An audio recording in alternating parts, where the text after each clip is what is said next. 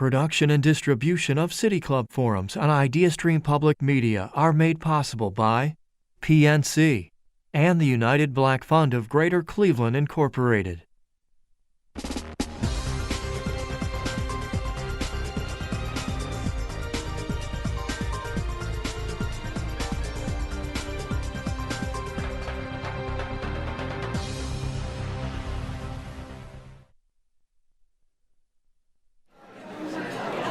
How are you? It's good.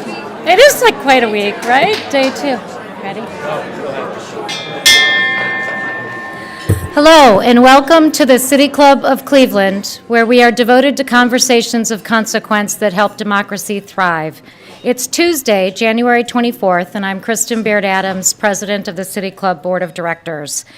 It is my pleasure to welcome today the Honorable Wendy R. Sherman, Deputy Secretary of the U.S. Department of State. A year ago, President Biden held a video call with leaders of the European Union and NATO and the heads of state of leading European nations.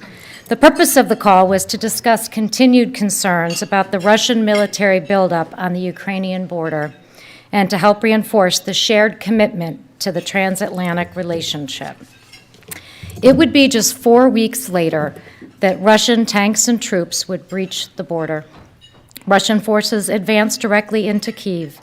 At the time, Russian leaders believed that the Ukrainian government would collapse. Last week, the Deputy Secretary was in Kyiv, which of course is Ukraine's capital, meeting with President Volodymyr Zelenskyy and other representatives of the Ukrainian government, which of course did not collapse. Today, Deputy Secretary Sherman will share with us the picture on the ground in Ukraine and explain the scope and the importance of U.S. support of the Ukrainian people. The context of this is particularly important as questions by some continue regarding the costs of security assistance being sent by the U.S. to Ukraine. This includes questions posed in a draft letter to the White House Office of Management and Budget from Ohio's junior Senator J.D. Vance that the Washington Post said amounted to a test on Ukraine policy for the new Congress. For our program today, the Deputy Secretary will first provide some introductory remarks, followed by a conversation with the City Club's very own CEO, Dan Moulthrop, followed, of course, by our traditional City Club Q&A.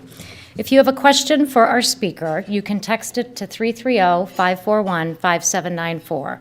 That's 330-541-5794. You also can tweet your question at the City Club, and the City Club staff will do its best to work it into the program.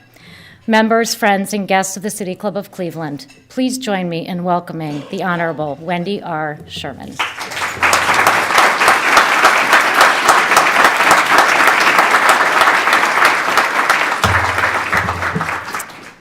Thank you. It's great to be here at the City Club. As some of you have noted, I've been to Cleveland before and spoken, as I just did early this morning at Case Western. I think that coming to Cleveland is critical. You all are the heart of America, and I'm really honored to be back here again. Thank you, Kristen, for the warm welcome, and thank you, Dan, and to the entire team at City Club for hosting me today. My thanks as well to the civic leaders, academics, students, and particularly representatives of the Ukrainian American diaspora for being with us today. And you may note that behind me is a chair. That's because if you see my silver hair, you know that, like probably some of you here, I have some back problems, and so I'm going to pull up the chair and sit on it while I talk to you, because standing for a long period of time is a little difficult for me. So I manage. I go all around the world, including to Ukraine. It's a real honor to speak at this forum, because this is a forum about free speech and robust debate. This institution with a mission essential to America's purpose, to, quote, create conversations of consequence. Conversations of consequence, I love that phrase, that help democracy thrive, which is so unbelievably critical in this world. That idea could not be more important in our time and in every generation. But today, we are here to talk about a place where the question isn't just about helping democracy thrive. It's about ensuring that democracy can and will survive. A place where courageous souls are risking their lives, I'll get it later, so that democracy might live. A place where the values celebrated, advanced, and sometimes taken for granted in our communities truly hang in the balance. That place, as you all know well, is Ukraine. That threat to democracy, to freedom, to self-determination, that threat is coming from Russia. Let's be crystal clear up front. In this war, there is only one aggressor, and that's Vladimir Putin. There's only one victim, and that is Ukraine. The struggle being waged from Kyiv to Kherson is one with steep dangers for Ukrainians and high stakes for all of us here in Cleveland, throughout our country, and throughout the world. It's a struggle where we can, we must, and I believe we will prevail. As long as we maintain faith in our cause, fidelity in our course, and unity in our support for the Ukrainians on the front lines. That unity, at home and with partners abroad, is essential to Ukraine's success. It's vital to the purpose that binds those in Cleveland together with Ukrainians and many others across the globe: dignity and democracy. Our support as Americans makes a difference to Ukrainians' well-beings and to our own futures. Our investments are first and foremost about fortifying Ukraine's defenses and saving innocent lives. They're about doing what's right for people in the path of an unprovoked war. But like so much of our foreign policy, our actions are important for reasons closer to home as well. This is about our democratic principles. This is about shaping and protecting open societies and open markets.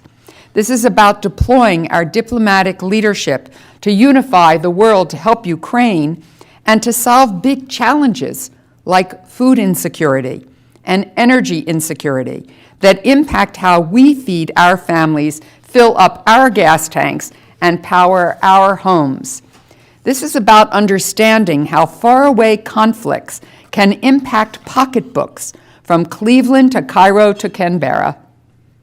This is about how Putin's war has caused major disruptions in the world economy, manipulating global food, fertilizer, and energy markets, blocking the export of grain from Ukrainian ports, spiking inflation and the cost of living in the United States and elsewhere. This is about how we have acted in concert with our partners and allies to thwart Russia's leaders and its oil sector while mitigating shocks to energy supplies and food systems everywhere. This is about tackling the threats of this era, from the war to terrorism to cyber attacks to pandemics to fentanyl and drug trafficking that recognize no borders, that touch cities and states and require responses from every level of government. Here in Cleveland and Northeast Ohio, this is also about something even more personal: ties of family and friendship, connections that run long and deep. Ever since the first Ukrainian immigrants arrived in Tremont in the late 19th century, this city and region have served as a bridge, a sturdy bridge, between our two countries. A bridge sustained by institutions like the Ukrainian Museum Archives, by neighborhoods like the Ukrainian Village in Parma, by Ukrainian Orthodox and Catholic churches, by nearly 50,000 members of the Ukrainian diaspora who call this area home.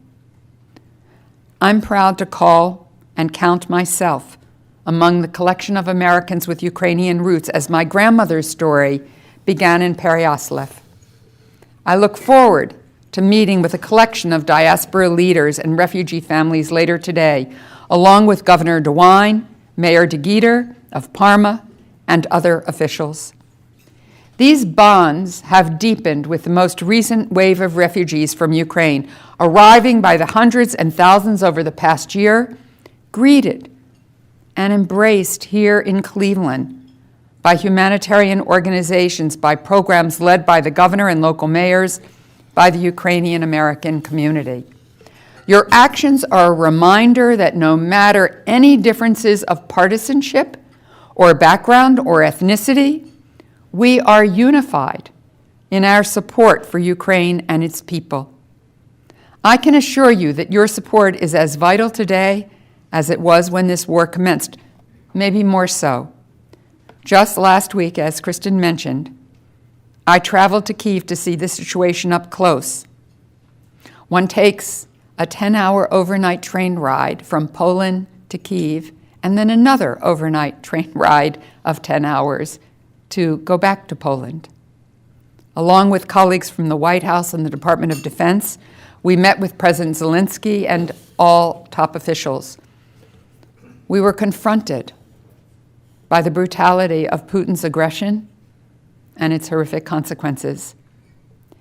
Indeed, hours before our arrival, Russian missiles destroyed an apartment building in Dnipro, killing dozens, including children. Soon after we left, the Interior Minister and others perished in a heartbreaking helicopter crash.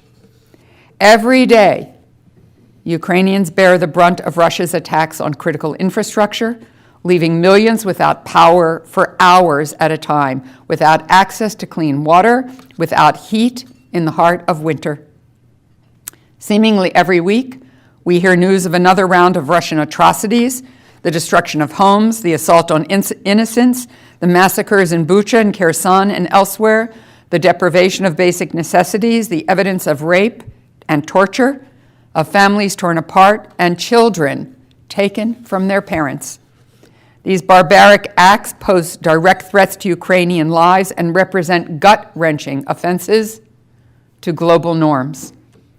Even so, despite so much terror, in Kyiv, we also bore witness to the unfailing courage of the Ukrainian people, personified by their president and cabinet and military, embodied by the young leaders who spoke with us about their struggles and experiences. One of them, a young woman, summed up the feeling on the ground perfectly and powerfully. She said being in Ukraine right now was at once devastating and inspiring. Devastating and inspiring. A stunning and searing description. An apt one, too. Our trip to Kyiv was meant to convey a clear message that the American people remain determined to enable Ukraine to defend itself. Our visit was also timed to coincide with 2 anniversaries of our campaign to prevent this war and Putin's determination to wage it. Let me set the scene of what transpired just a year ago. Russia had amassed over 100,000 troops on Ukraine's border for what they said were just exercises. They claimed they would never invade Ukraine, but we had ample intelligence of Kremlin's intentions, intelligence that wound up being tragically accurate. Against that background, I led a delegation to what's known as the Strategic Stability Dialogue with Russia. We tried to demonstrate the folly of their expected course. We presented proposals to address Russia's security concerns. We prodded our Russian counterparts to fully appreciate the dangers of their path, a path of zero rewards for anyone. It represented a final opportunity to stave off disaster, stop unnecessary violence, find a way to avert war, and chart a course toward stability and peace. 2 days later, our team traveled to Brussels to meet with the Russians again, together with all of our NATO allies. It was one of the most incredible meetings I've experienced in my life. As one country after another, 30 countries, made it clear that we had to stand united in defense of democracy. We had to stand firm for the rule of law and the international order that's guaranteed our collective security for generations. We had to stand fast for Ukraine's sovereignty, its territorial integrity, its right to set its own policies, choose its own leaders, solidify its own alliances, and dictate its own destiny. Among our friends and like-minded partners, we had no illusions about where the path of inaction and disunity might lead. A future where alliances fray, authoritarianism dominates, and Russia's barbarism leaves the door open for others to think they can do the same. They can follow suit. So at that meeting, we spoke with one voice, with one purpose, with one vision. To each demand of our leadership and strength, we said yes. It was an extraordinary moment for the global community. But as it turned out, as we sadly knew even then, the wheels of war were already in motion. Putin's mind had already been made up. To each of our entreaties, to each of our offers, he ultimately said no. Yet, even more stunning is what's happened since. For the last year, our unity has not wavered. In fact, as President Biden has said, we are more unified than ever. Our NATO alliance has held and is on the verge of growing, and more than 50 nations in Europe, Asia, and worldwide have joined our coalition. Together, we have continued to supply a steady drumbeat of military, economic, energy, and humanitarian assistance to Ukraine. That unity abroad matches our unity here at home. With bipartisan backing, the United States has led this effort with pride. We have been the world's largest provider of security aid to Ukraine.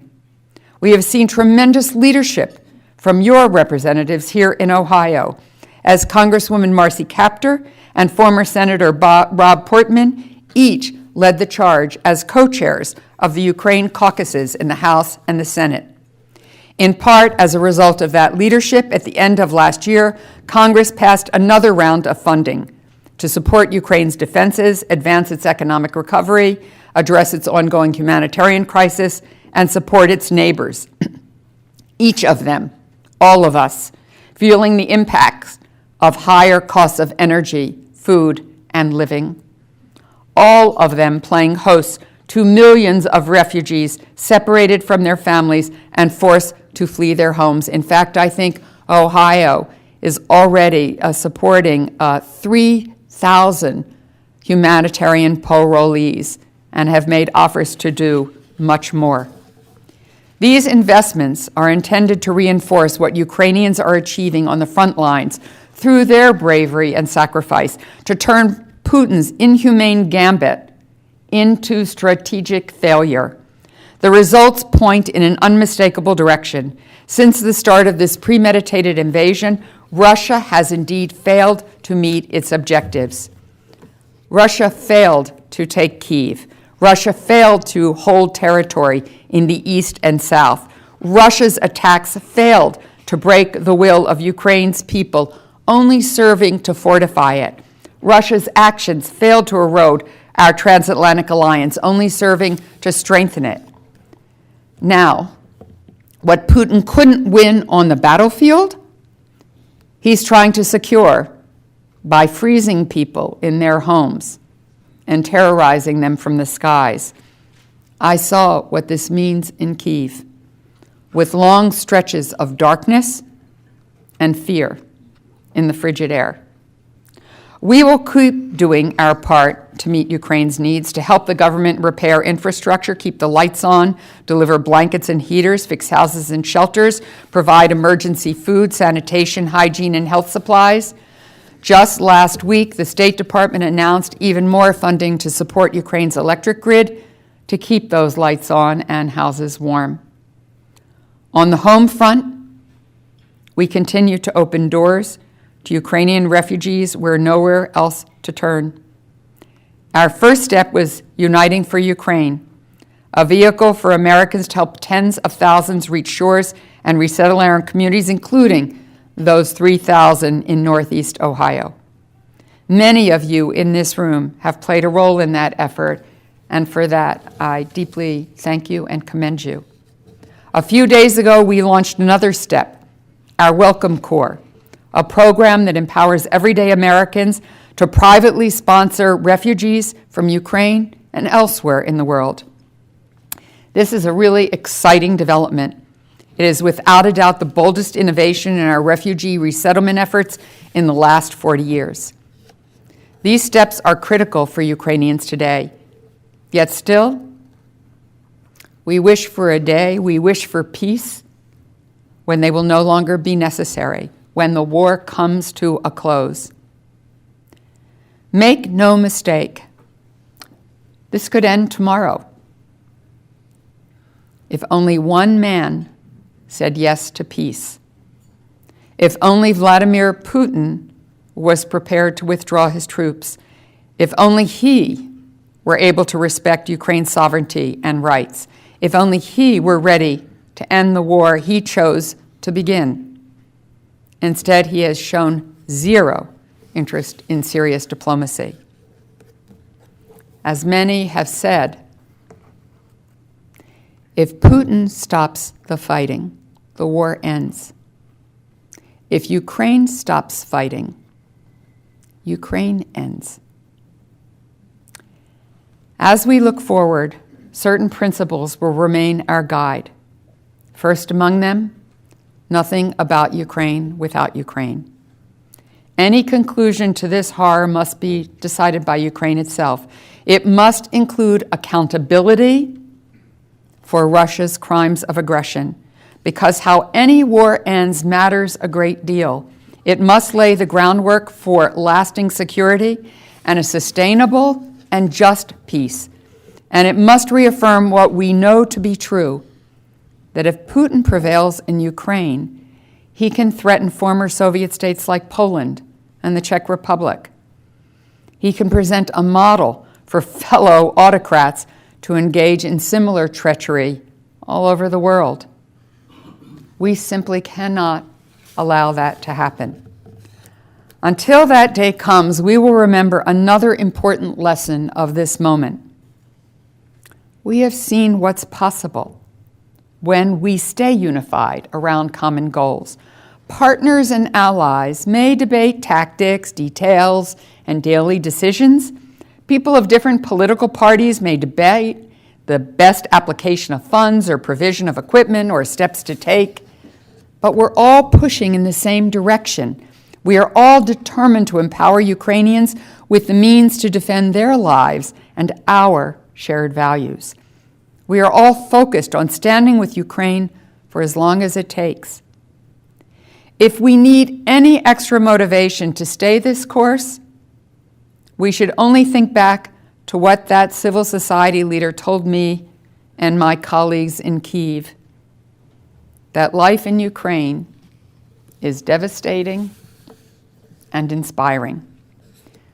We should commit ourselves to changing that, to ushering in a time when Ukrainian Americans from Cleveland can visit their family members and friends in a different Ukraine, an even stronger Ukraine, a rebuilt and reimagined Ukraine, a Ukraine that is open and safe, democratic and secure, still inspiring, and always free.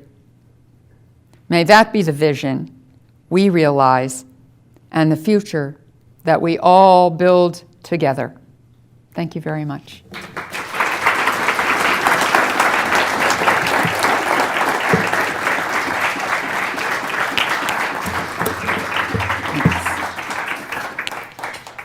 Got it. Thank you. Deputy Secretary Wendy Sherman, thank you so much. Thank you. Thank you, Dan.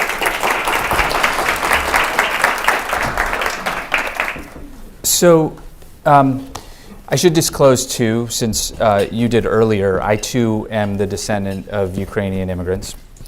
Both my mother's parents, both my maternal grandparents. My mother's here, by the way. Hi.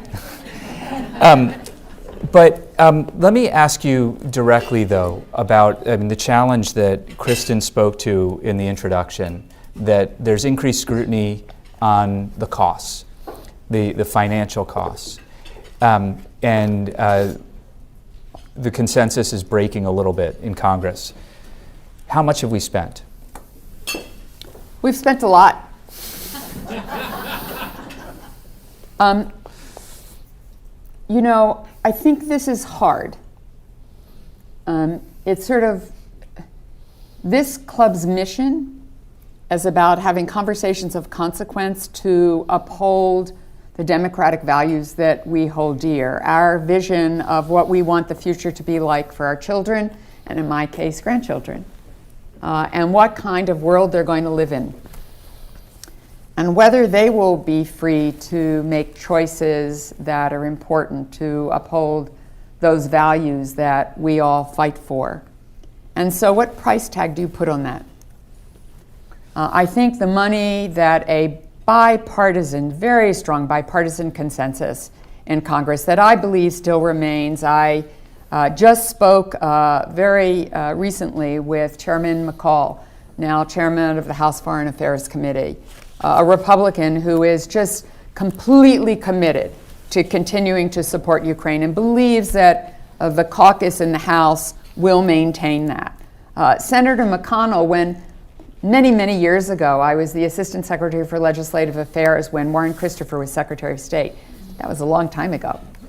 And I was around when the Soviet Union broke up, and there were 13 newly independent states. And Mitch McConnell, who was in the Senate at the time, still, earlier, pushed really hard that of the $1.5 billion, which we thought was an enormous amount of money, and I don't know how much that would be in today's terms, that 300 million of that 1.5 go to Ukraine, because he thought Ukraine was central to ensuring democracy in Europe, a free, united Europe that would be a market for American goods and create jobs and create peace and stability in the world. He still believes that today. I've spoken with him about it. And so there is strong bipartisanship in the Senate as well. So I think this center will hold. Yes, of course we have to be accountable for that money. Ukraine has to be accountable for that money. There are headlines today about Ukrainian leaders, President Zelenskyy, taking very tough action in the middle of the war to ask for resignations, in essence fire, some of his colleagues because he believes they have been corrupt. That is the kind of accountability one wants in a democracy, and I give President Zelenskyy a lot of credit because he understands he will not be able to hold that bipartisan consensus in our Congress. He will not be able to hold the unity in the world if people believe money is not being well spent. But for me, the bottom line is, what price democracy? What price ensuring that Putin has a strategic failure so that others like Putin around the world don't do the same in Africa or Asia or Latin America or even here at home?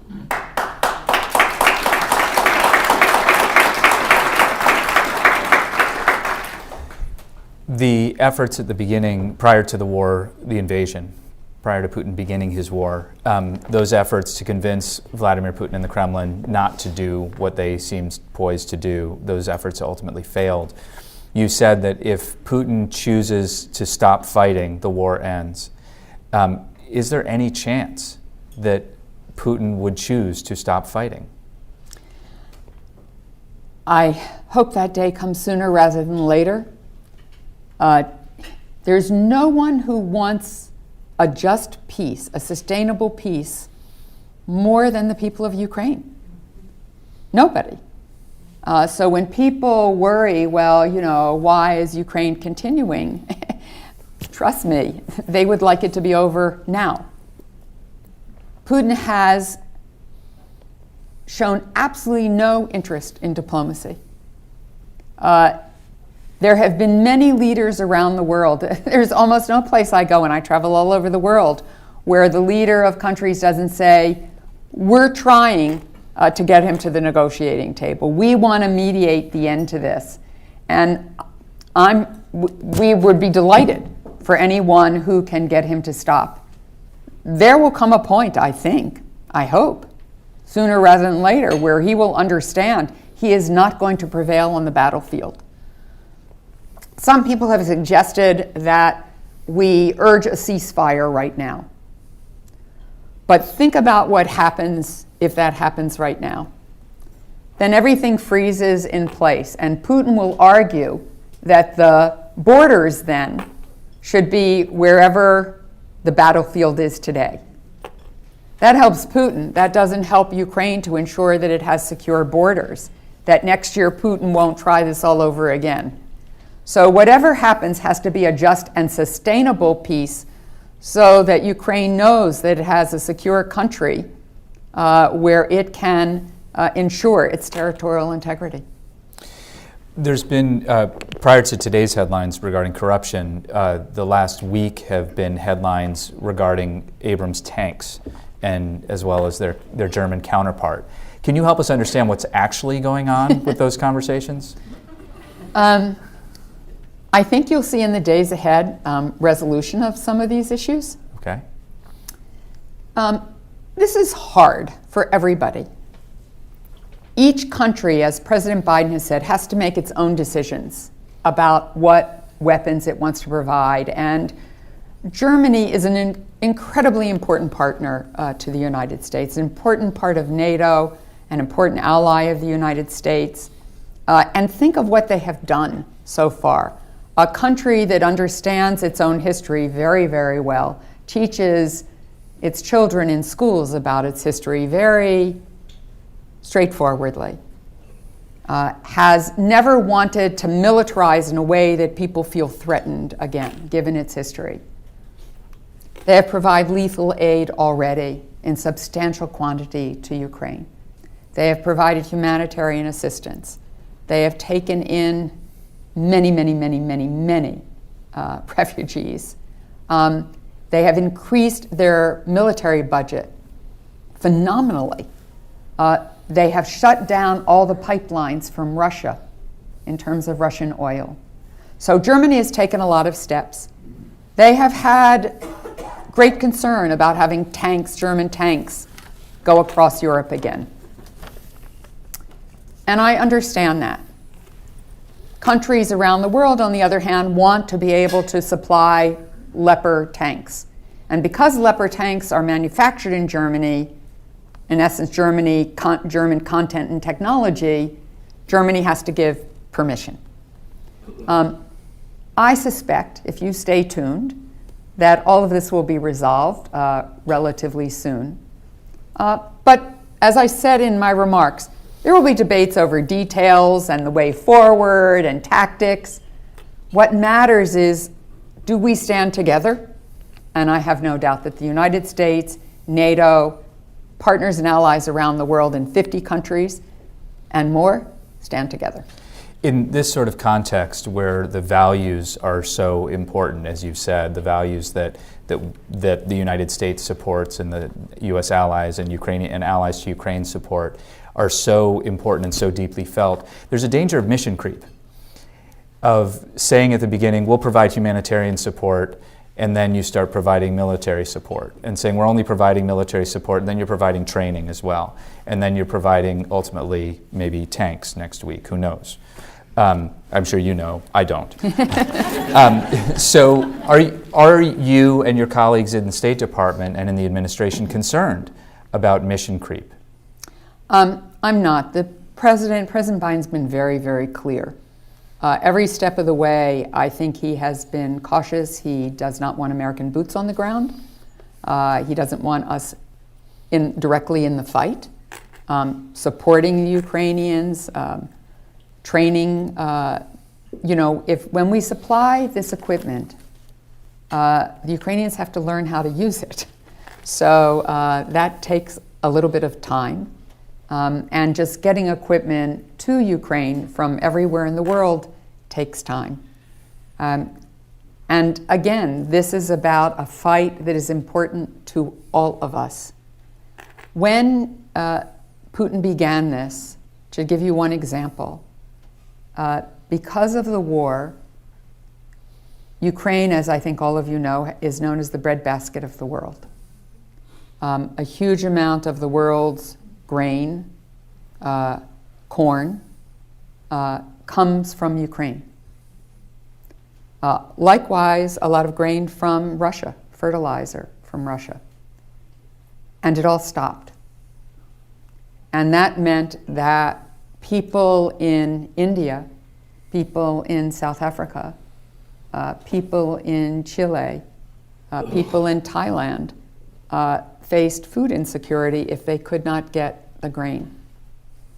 Now, fortunately, negotiations went on, even in the midst of war, to agree on terms for allowing ships to come in and begin to take out that grain. Every step of the way, Russia remains a problem, constant negotiations.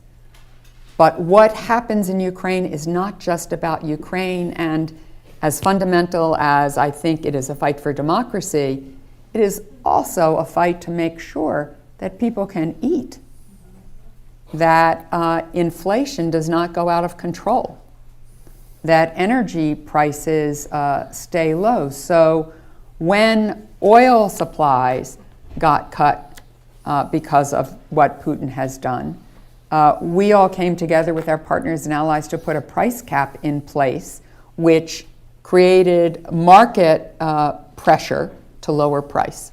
And so we've all seen our gas prices come down. So democracy is at the heart of this, territorial integrity, sovereignty, right of countries to make their own choices. But it's also about how everything that happens in the world is interconnected and affects all of us and affects us at home. So this fight is important for each of us. We're going to bring in audience questions in just a second, but before we do, I wanted to ask you to respond to a certain criticism about the U.S. involvement in Ukraine. In the New Republic, Trita Parsi argued that there are a number of non-monetary costs. There's these strategic costs that our involvement is provoking the formation of a Russian-Chinese-Iranian alliance and the emergence of a multipolar world that sort of displaces the U.S.'s role as a superpower. What do you say to that? I say Trita's a very thoughtful guy. I know him pretty well. He and I have talked a lot in the past about Iran. Look, we already live in a multipolar world, for starters. That hasn't been created because of Ukraine. That already existed. We are, of course, concerned about new relationships being formed that can create challenges for us, and we are taking on those challenges as well. We have a lot of tools to do that, including sanctions, including actions that we are taking with our allies and partners in this regard.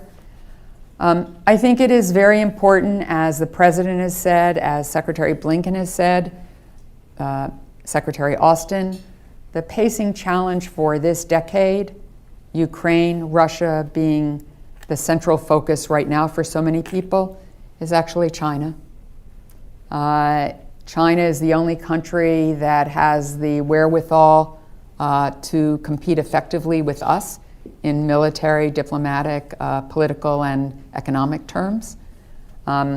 Secretary Blinken last May laid out sort of the framework of invest, align, and compete regarding China. We're going to invest in our own country, and President Biden, Vice President Harris, and Secretary Blinken and the rest of the cabinet and the Congress have passed legislation to invest in our country, in infrastructure jobs, in climate jobs, in renewable jobs, in technology jobs, in the semiconductor industry, which is so critical to our technological future, so that we strengthen our own core, our own ability to compete, our own market.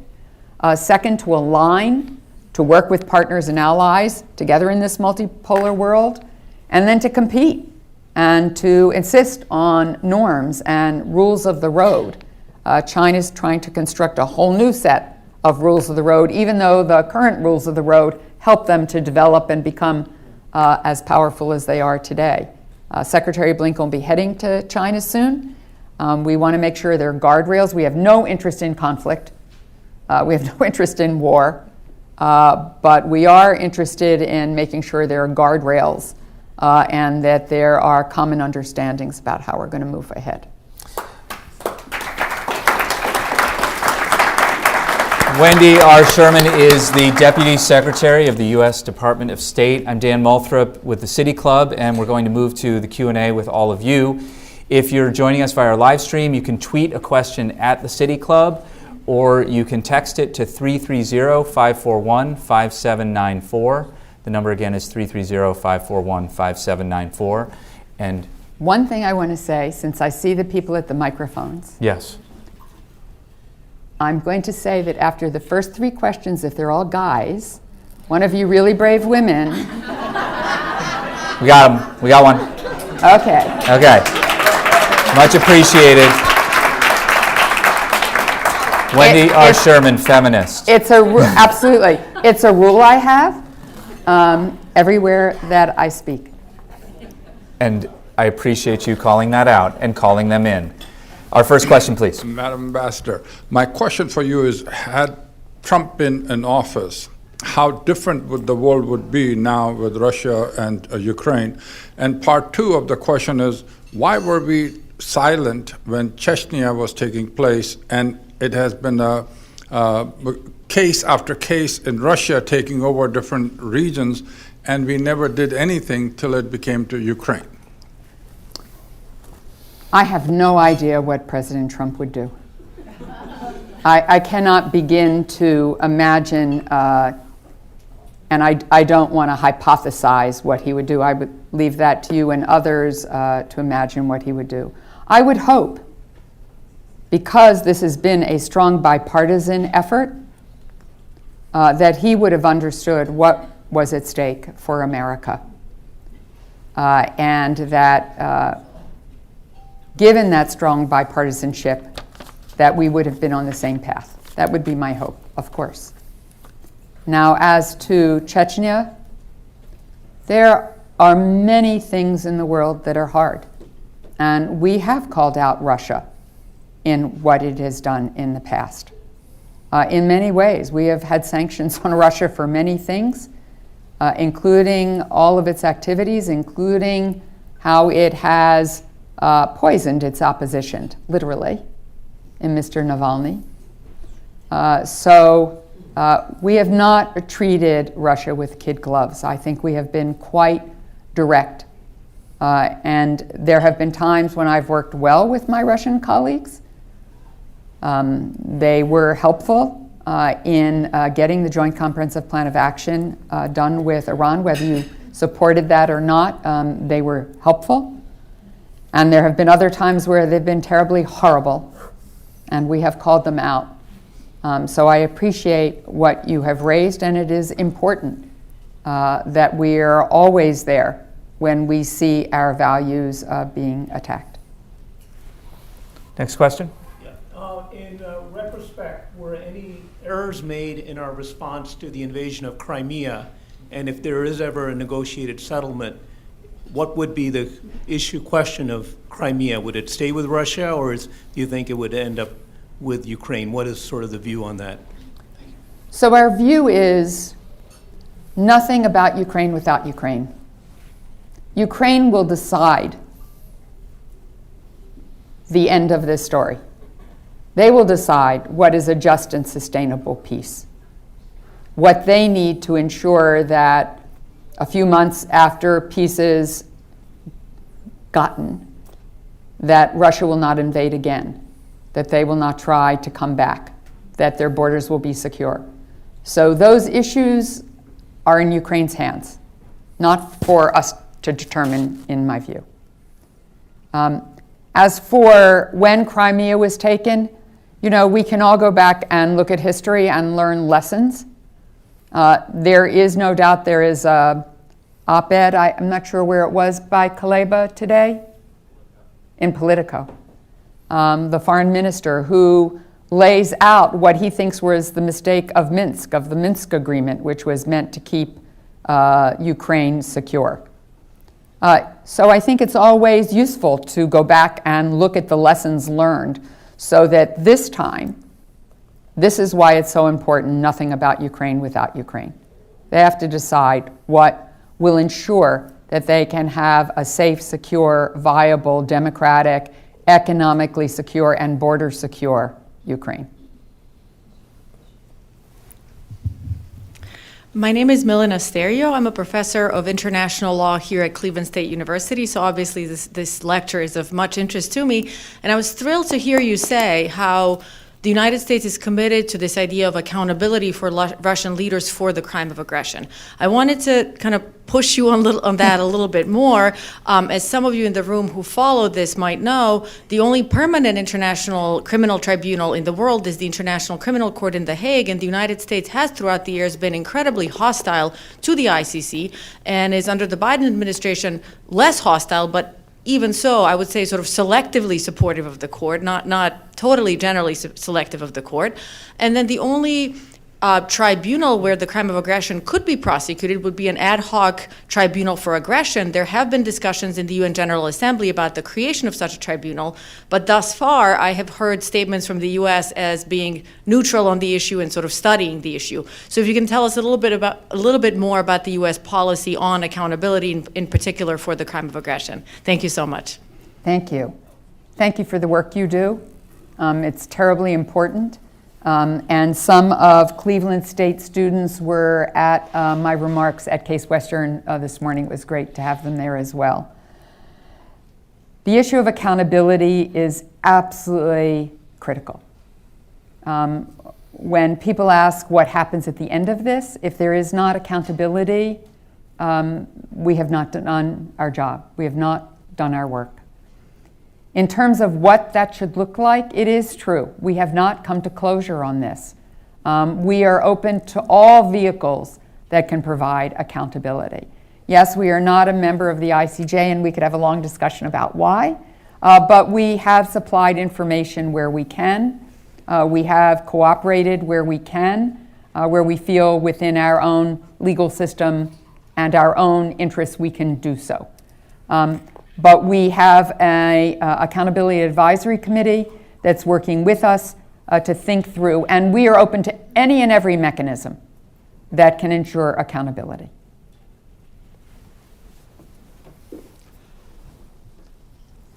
Madam Deputy, You're on. is it on? Okay. My name is Rob Falls. I'm pleased to be a board member here at the City Club of Cleveland. Thank you for spending a few minutes with me before the program started. I'm with Falls & Company. We are a public relations communications firm. More importantly, we're one of 85 agencies around the world that we market together and under the term PRY. We are all now about to help our Ukrainian sister company. And our focus is going to be from now until the anniversary of the war to be able to call attention to American companies and other companies around the world that basically are still doing tremendous business in Russia and with the government. So right now, as of today, we still have 298 companies still doing business, American companies headquartered in the US with Russia. We're employing 133,000 Russians and generating $41.6 billion of revenue for the Russians. This is happening all over the world, and I didn't get to ask you my question, so henceforth why I'm here now. We look forward to working with the State Department, with the President, and trying to call attention to this because there has to be accountability. So what initiatives has the State Department been engaged with to be able to basically tell them to stop? Thank you, Rob, and thank you for the work that you and your colleagues are doing with American business and in terms of Russia. When this unprovoked, premeditated, horrifying invasion took place, within weeks, about 200 American companies left. It's hard to unwind a business, as all the business people in this room know. So some businesses have taken longer than others to unwind that relationship, but business after business is leaving, and appreciate your efforts to increase that pace. Our Bureau of Economic and Business Affairs, our Undersecretary for Economic, Agriculture and Environment has been engaged, as have been our secretaries and departments of Commerce and Treasury to support business in unwinding their affairs with Russia. These are all individual business decisions that people have to make, some of them very tough. I think that companies know I ran a global consulting business for well over a decade with former Secretary of State Madeleine Albright and others. And I know at the time Coca-Cola was a client, and they had left places in the past, and getting back in once there's a decent environment again and values are back is not easy. So these are all very tough business decisions, but I appreciate the work you're doing, and I appreciate the work all of my colleagues have been doing to support business, to unwind those relationships and ensure that there is a strategic failure for Putin. Thank you for being here today. I wanted to know about the status of the resurrection of the Iran nuclear deal, and whether your enthusiasm for it is tempered at all by the relationship and the assistance that Iran has given to Russia in the Ukraine war.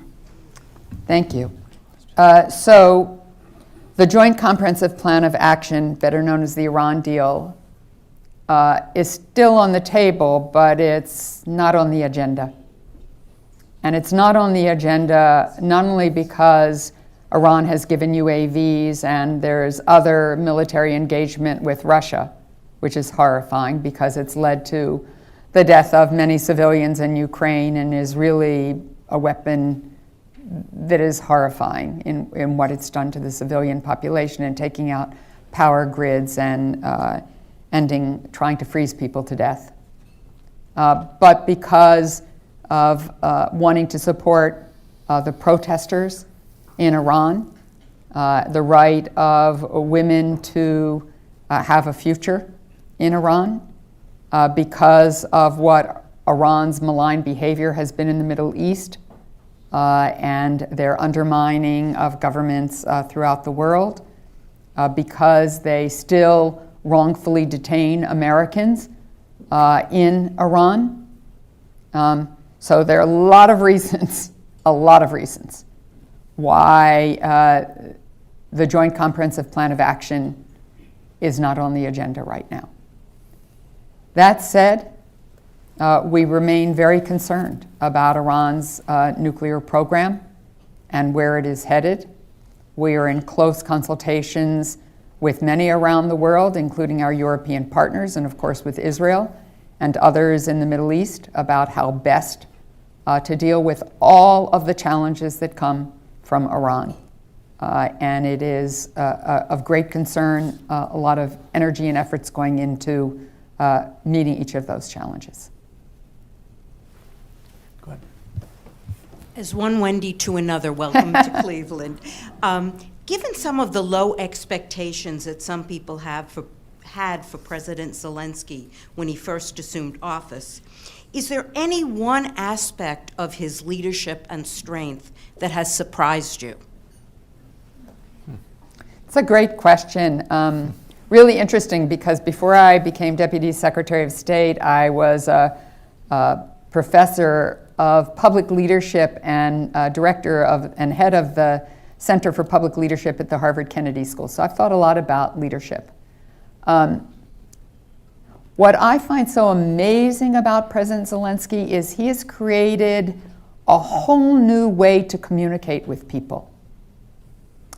Not only does he understand social media in an extraordinary way, but look at what he did. He, by using technology, spoke to parliaments all over the world, said, I can bring other countries into this fight, I will go out and talk with them, not by physically traveling there because I can't, but by reaching them over a screen. He's done that in parliaments, legislatures, and groups of people. He doesn't miss any opportunity, no opportunity.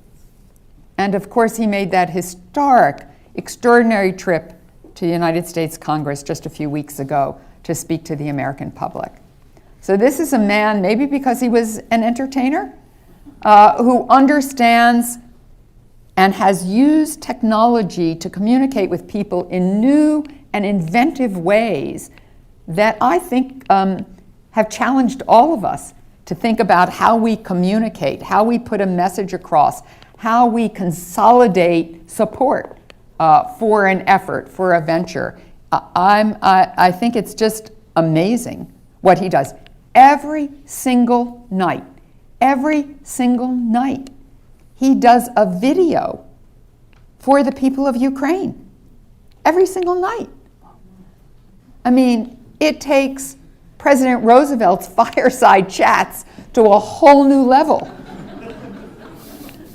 So I think people will study in the future how he has done this, how he has communicated with his own people, and how he has communicated with the world. It's been quite amazing and really inspiring. I think this is our last question. Thank you. You alluded to human rights and atrocities and investigations during your talk. Globally, we see these pictures of people in hospitals, theaters, schools being targeted, residential apartments, things like that. My question is not the follow-up in the human rights investigations afterwards. What could be done to end that sort of targeting in real time now? Great question. What has been very critical to try to end some of that is air defense. Air defense, air defense. A lot of this is targeted at critical infrastructure to knock out the power grid of Ukraine so that people are frozen to death. So if you don't have power, you not only don't have heat, you not only don't have lights, you don't have water, because you have no pumps. The pumps can't operate. So that's what's happening. The way to deal with that is air defense around power grids. So we have gone all over the world to try to get air defense systems in, but also to get transformers, generators, repair parts. One thing that's become very apparent to me is that Ukrainians are incredibly inventive. Ukrainian engineers have figured out how to sort of jerry-rig power grids in ways nobody ever imagined. People who have been teaching in engineering schools are now on the front lines. And our military has been incredibly impressed with the inventiveness, with the ability of Ukrainians to do things in the field, do things to protect themselves that have never been imagined. We are all going to learn so much painfully from what has occurred here, but most important for the power grid, not only are supplies, transformers, other efforts to help the Ukrainian people in real time, but air defense, air defense, air defense.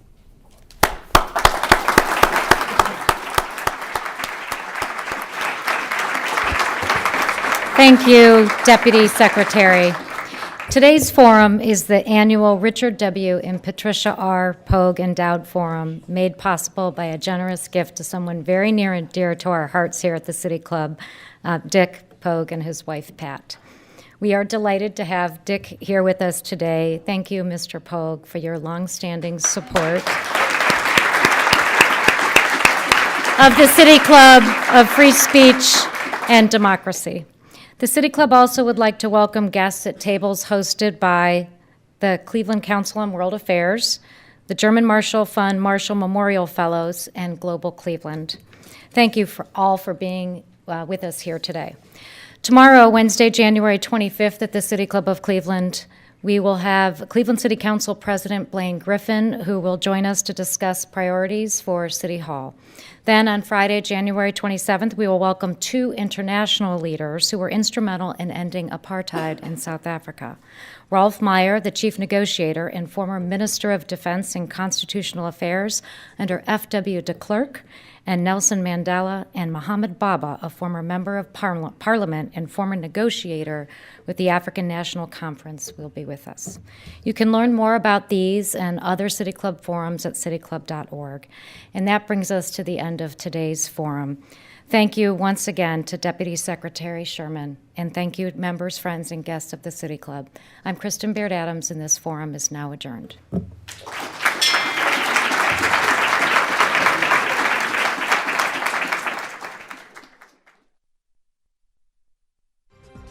For information on upcoming speakers or for podcasts of the City Club, go to cityclub.org.